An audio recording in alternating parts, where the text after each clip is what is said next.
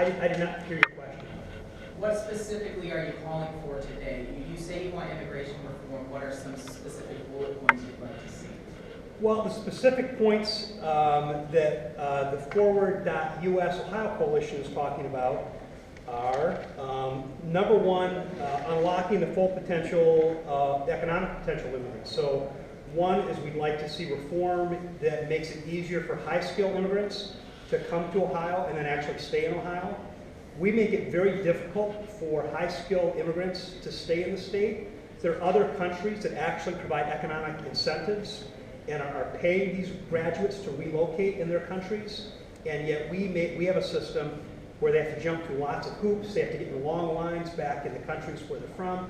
So we want to see that reform. So we want to see a streamlined process that makes it very easy for high-skilled immigrants to stay in the United States and actually recruits them to the United States. Second is that we do understand that border security is an important part of the process, and it is a false choice to choose between border security or comprehensive immigration reform. Border security is a part of comprehensive immigration reform. In fact, most people who are advocating for comprehensive immigration reform recognize that it's a first step, that it's a very high priority to make sure that our borders are secure and that we know who's coming into our country and that we are keeping track of people so they don't overstay their visas. So that's one of the main precepts. And then the third is this idea of a pathway toward legalization. In that as long as people who are here feel that they have to stay in the shadows and stay in hiding, we are hindering their economic potential.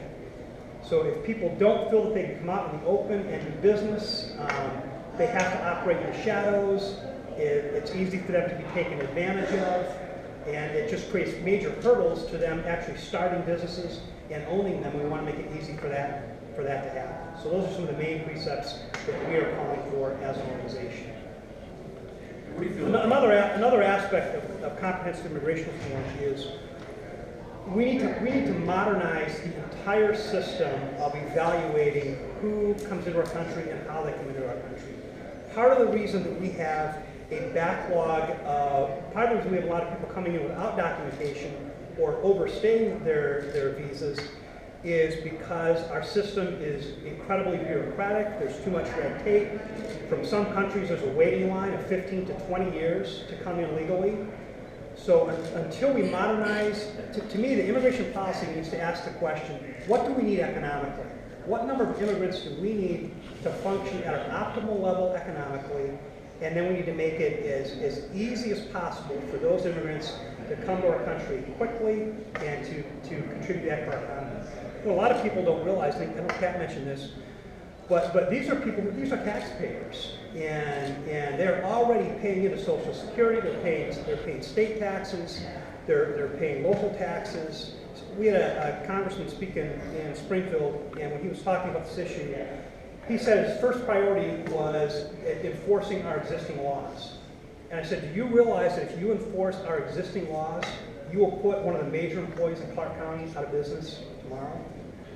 So we need to fix laws that are broken. And it's very important to enforce our laws, but if they're broken, we have to fix them. And that's a part of comprehensive immigration.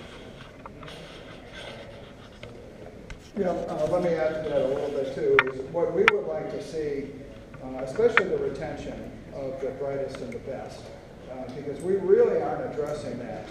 And like I said earlier, that if we don't address that, we're going to have all kinds of issues related to quality of our entrepreneurial assistants, our entrepreneurial areas, our science and technology, our engineers, and what they can really bring to the state of Ohio and to the United States.